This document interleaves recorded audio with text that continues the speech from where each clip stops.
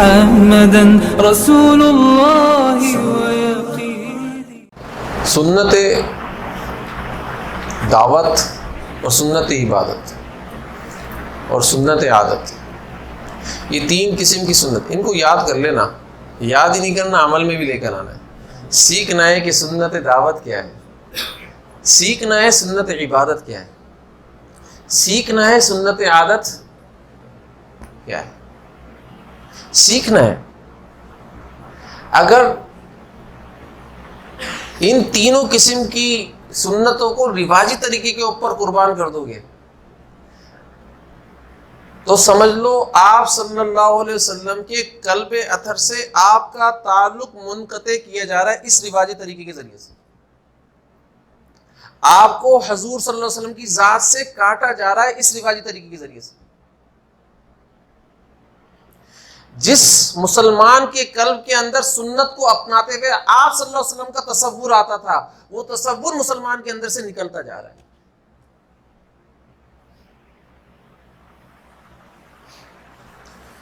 میں پانی پیتا ہوں، پانی پینے کے اندر کیا ہے بھائی، جیسے ہی پانی پینے کا گلاس پکڑا تو اس کو دیکھا، یار آپ صلی اللہ علیہ وسلم کی ذات نے یہ بتایا کہ اس کے اندر جھانکو، کوئی چیز گری ہوئی تو نہیں ہے. ٹھیک ہے، کس نے بتایا؟ آپ صلی اللہ علیہ وسلم کی ذات نے بتایا. اب آپ صلی اللہ علیہ وسلم کا خاک آ رہا ہے، یار وہ کس طریقے سے جھانکا کرتے تھے پیالے کے اندر، آپ صلی اللہ علیہ وسلم یار ان کی طرح جھانکنے کی کوشش کرو. اے اللہ میں نے تو دیکھا نہیں وہ کس طریقے سے جھانکتے تھے، لیکن کوشش کر رہا ہوں ان کی طرح جھانکنے کی. اب آپ صلی اللہ علیہ وسلم کا تصور چل رہا ہے نہیں چل رہا ہے اس کے اندر، صحیح ہے نا؟ پھر یار آپ صلی اللہ علیہ وسلم اس پانی کو پکڑنے کے بعد بسم اللہ کس طریقے سے پڑھا کرتے تھے، پینے سے پہلے بسم اللہ کس طریقے سے پڑھا کرتے تھے. یار ان کی زبان مبارک سے بسم اللہ کتنا اچھا لگتا ہوگا، یار ان کی زبان مبارک سے کتنا پیارا لگتا ہوگا. تو آپ صلی اللہ علیہ وسلم کا تصور آ رہا ہے نہیں آ رہا؟ پھر اس کے بعد آپ یار جو برتن ہے نا اس کے اوپر آپ صلی اللہ علیہ وسلم مبارک ہونٹ مبارک کس طریقے سے رکھا کرتے تھے، کس انداز کے اندر چوس چوس کے پانی پیا کرتے تھے. یار تو ہم بھی چوس چوس کے پانی پیے، کس انداز کے اندر آپ صلی اللہ علیہ وسلم گلاس کو ہٹاتے تھے، برتن کو ہٹاتے تھے اور سانس لیا کرتے تھے. تو بتاؤ ایک پانی پینے کے عمل کے اندر کتنی دفعہ آپ صلی اللہ علیہ وسلم کا تصور آیا، کتنی دفعہ آپ صلی اللہ علیہ وسلم کا خاکہ آیا، کتنی دفعہ ہے. صرف ایک پانی پینے کی سنت کی بات کر رہا ہوں.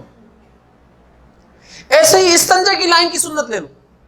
آپ صلی اللہ علیہ وسلم قضاء حاجات کے لیے کیسے جاتے تھے، یا کیا طریقہ اپناتے تھے، کس طریقے سے کرتے تھے. یقین جانو، اللہ اکبر، اللہ اکبر. حضرت فرماتے ہیں کہ استنجا کرتے وقت اس نے یہ سوچ لیا کہیں میں آپ صلی اللہ علیہ وسلم کے طریقے کے خلاف جا کر استنجا تو نہیں کر رہا، قضاء حاجات پوری نہیں کر رہا، اور وہ آپ صلی اللہ علیہ وسلم کے طریقے کے مطابق قضاء حاجات کو کرنے کی کوشش کر رہا، اسی میں موت ہو گئی، اللہ اس کی مغفرت فرما دیں گے.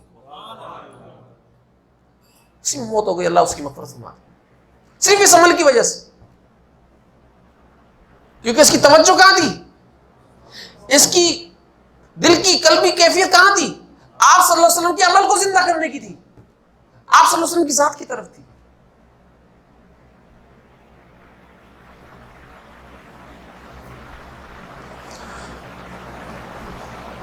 حضرت فرمایا کرتے تھے جتنے بھی آج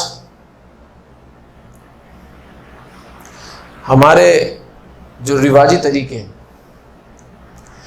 وہ دیکھ لیجئے گا، میں آپ کو سچ بتا رہا ہوں اور آپ اس کو ٹیسٹ بھی کریے گا.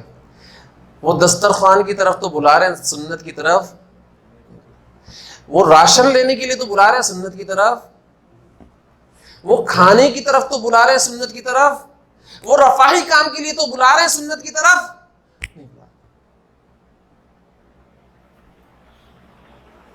عجیب بات فرمایا کرتے تھے ہمارے حضرت کہ رفاعی کام جتنے بھی ہیں، فلاحی کام جتنے بھی ہیں سارے مخلصین مل جائیں اور اجتماعیت کے ساتھ قیامت تک کرتے رہیں، قیامت تک کرتے رہیں اس کو، ایک پل بھی نہ روکیں، رفع کام قیامت تک کرتے رہیں۔ استنجا کی لائن کی سنت کا مقابلہ نہیں کر سکتے یہ سارے کلام، رفع کام اس کے اجر تک نہیں پہنچ سکتے،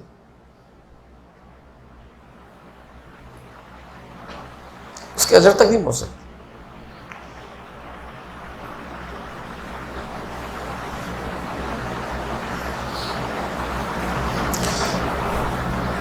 اللہ اکبر۔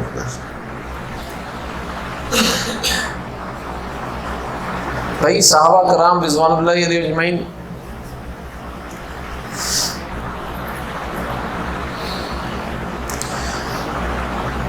حضرت عمر بن خطاب رضی اللہ تعالیٰ عنہ ہے، ان کا تصور نہیں تھا کہ وہ سنت عادت، سنت عبادت یا سنت دعوت کو چھوڑ دیں، ان کا تصور بھی نہیں تھا، تصور نہیں تھا، تصور۔ عبداللہ ابن عمر رضی اللہ تعالیٰ عنہ کے گھر گئے، ایک دن کھانا بنا ہوا تھا، فرمایا ابا جان میرے گھر پر آئیں تو کھانا کھا کر جائیے گا، کھانا کھائے بغیر نہیں جا سکتے آپ۔ بولا اچھا بیٹا۔ دسترخوان بچھایا، دسترخوان بچھایا، ایک لقمہ لیا، لقمہ لیتے ہی کھڑے ہو گئے۔ فرمایا کیا ہوا ابا جان؟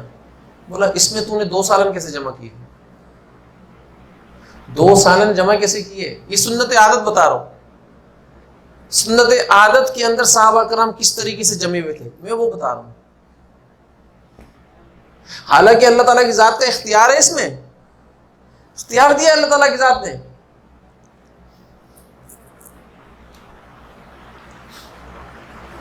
تو کھڑے ہو گئے اور کھڑے ہو کر فرمایا کہ تو نے 2 سالن ایک ساتھ جمع کیسے کیے؟ فرمایا نہیں ابا جان میں نے 2 سالن جمع نہیں کیے ایک ساتھ، میں تو گیا تھا گوشت لینے کے لیے، گوشت لیا، اتنے ہی پیسے کی کچھ چربی لے لی، اب چربی کے اندر اس گوشت کو بنا لیا، بس یہ کام کیا میں نے، لیکن پیسے اتنے ہی لگے۔ فرمایا پیسے لگنے کی بات نہیں ہے، اتنے لگے یا زیادہ لگے اس کی بات میں نہیں کر رہا ہوں، میں کر رہا ہوں اس کی بات کہ میں نے حضور اکرم صلی اللہ علیہ وسلم کی ذات کو کبھی 2 سالن ایک ساتھ جمع کرتے ہوئے کھاتے ہوئے نہیں دیکھا۔ مجھے فوراً خیال آیا ارے میرے حبیب صلی اللہ علیہ وسلم نے تو ایسا نہیں کیا، میں کیسے کر رہا ہوں؟ عمر تو کیسے کر رہا ہے؟ اور اگر تو کر رہا ہے تو ان کی ذات تک کیسے پہنچے گا؟ اس لیے میں کھڑا ہو گیا ہوں۔ اگر میں نے 2 سالن ایک ساتھ جمع کر لیے تو میں حضور صلی اللہ علیہ وسلم اور ابو بکر صدیق رضی اللہ تعالیٰ عنہ کی ذات تک نہیں پہنچ سکتا، مجھے ان تک پہنچنا ہے بھائی، ان تک پہنچنا۔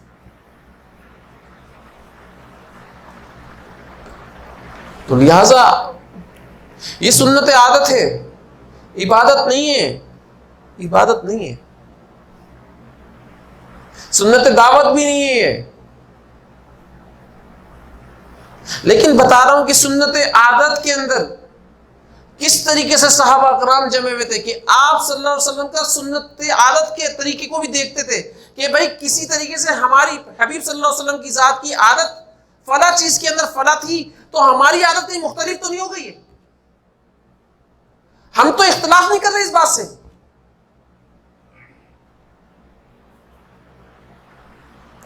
حضرت عبداللہ ابن عمر رضی اللہ تعالیٰ نے فرمایا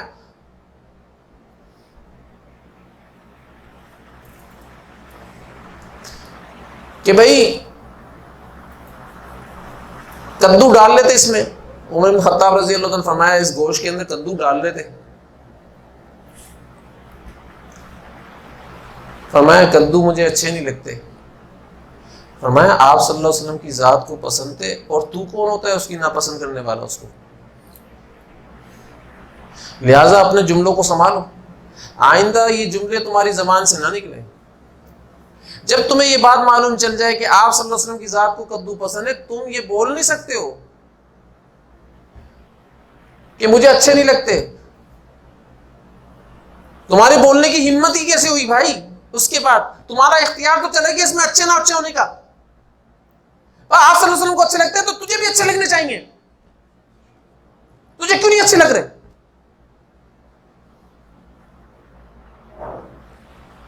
اس لیے سنت عادت بتا رہا ہوں. ہم بہت ساری چیزوں کو معلوم ہونے کے بعد بھی کیا کر رہے ہوتے ہیں, بھائی مجھے اچھے نہیں لگتے, ارے بھائی نہیں کھانا نہیں کھاؤ,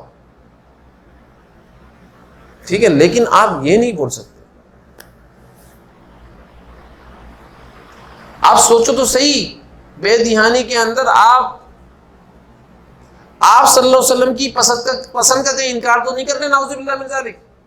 بے دہانی میں آپ سے کہیں انکار تو نہیں ہو رہا.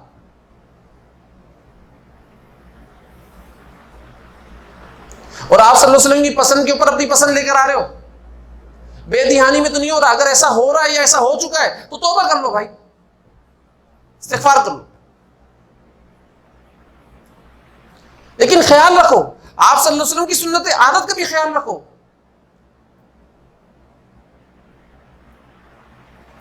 اور اس کو لے کر چلو, اپنے معاشرے کے اندر قائم کرو. یہ سنت عادت کو ختم کیا جا رہا ہے. کوئی آپ کو حضور صلی اللہ علیہ وسلم کی سنت کا طریقہ نہیں بتائے گا, لیکن وہ یہ ضرور بتا رہا ہوگا, آ جاؤ بھائی مخلوق کی خدمت کرنے کے لیے جمع ہو جاؤ. حضرت فرمایا کرتے تھے اگر یہ سنت کے اوپر جمع ہو جائے تو مخلوق کی خدمت کا ذمہ تو اللہ تعالیٰ کے ساتھ نہیں لیا ہوا ہے.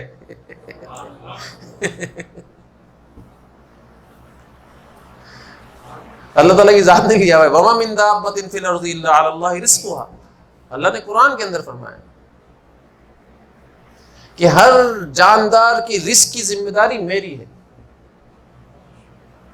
اور اللہ تعالیٰ کی ذات نے فرمایا, اللہ کے نبی صلی اللہ علیہ وسلم نے فرمایا کہ ہر بندے کے پیچھے رزق اس طریقے سے دوڑ رہا ہے جس طریقے سے موت دوڑ رہی ہے.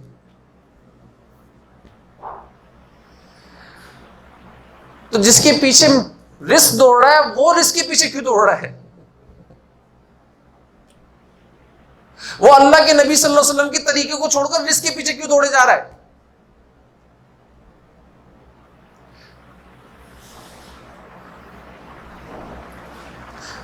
اور سب سے مین چیز کیا ہے کہ وہ دوڑنے کے اندر یہ سمجھ رہا ہے کہ بھائی میں کامیاب ہوں, میں نمازیں بھی پڑھ رہا ہوں, میں روزے بھی رکھ رہا ہوں, میں زکوٰۃ بھی دے رہا ہوں, میں حج بھی کر رہا ہوں, میں عمرے بھی کر رہا ہوں, میں ساری چیزیں کر رہا ہوں, میں کامیاب ہوں, بس میں فلاحی کام بھی کر لیتا ہوں, لوگوں کی خدمت بھی کر لیتا ہوں, بس یہی تو کام کرنے تھے, اس کے بعد مجھے اور کیا کرنا تھا, میں کامیاب ہوں. ارے ظالم, اللہ کے نبی صلی اللہ علیہ وسلم کی سنتوں کو چھوڑ کر, اللہ کے نبی صلی اللہ علیہ وسلم کے طریقوں کو توڑ کر تو فرائض کو پورا کرنے کے اندر یہ سمجھ رہا ہے کہ تو کامیاب ہو جائے گا. حضرت فرمایا کرتے تھے یہ ناکام شخص ہے, یہ ناکام شخص ہے.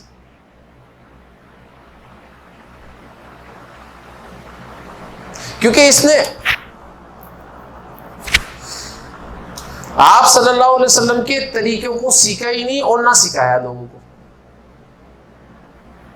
اس کے ذمے تو آپ صلی اللہ علیہ وسلم کے طریقے سیکھنا تھے اور اس کے ذمے تو آپ صلی اللہ علیہ وسلم کے طریقے سکھانے تھے.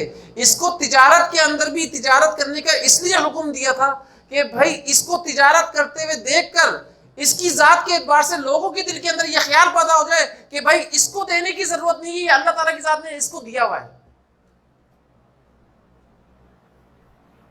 اس لیے تجارت کرنے کا حکم تھا.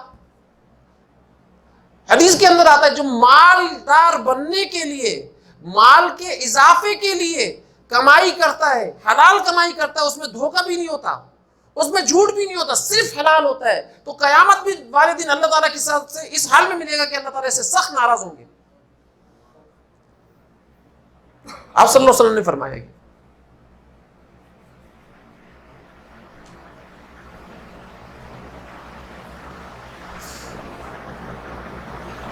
بھائی مالدار بننے کے لیے تھوڑی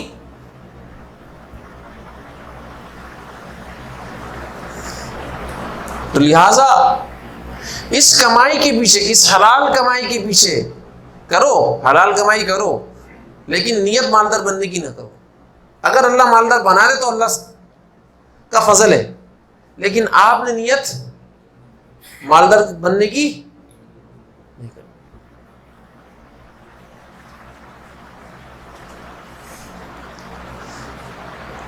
لیکن اللہ کے نبی صلی اللہ علیہ وسلم کا دین مٹ رہا ہے. آپ کمانے کے اندر تو ٹائم لگاتے ہو, 8 گھنٹے 10 گھنٹے 12 گھنٹے لگاتے ہو. آپ کمانے کے معاملات کے اندر فوراً دوڑے دوڑے بھاگتے ہو, جاتے ہو, چلے جاتے ہو, ڈیل بنانے کے اندر لگ جاتے ہو. لیکن اللہ کے نبی صلی اللہ علیہ وسلم کے دین کے لیے کہیں پر بھی نہیں جا رہے, اس کو قائم کرنے کی محنت کے اندر کہیں پر بھی نہیں جا رہے. اور بھائی تھوڑا سا تو سوچو کہ اگر 8 گھنٹے یا 10 گھنٹے وہاں پر دنیا کمانے کے اندر لگا دیتے تو 2-2.5 گھنٹے 3 گھنٹے یار اگر ہم اللہ کے نبی صلی اللہ علیہ وسلم کے دین سیکھنے کے اندر لگا دیں اور اس کو دین پھیلانے کے اندر لگا دیں تو کیا حرج ہو جائے گا. ربي يا من هو مرشدي أيقنت أن إليك مرادي وموعدي فعشقت كل حروف كتابك مهتدي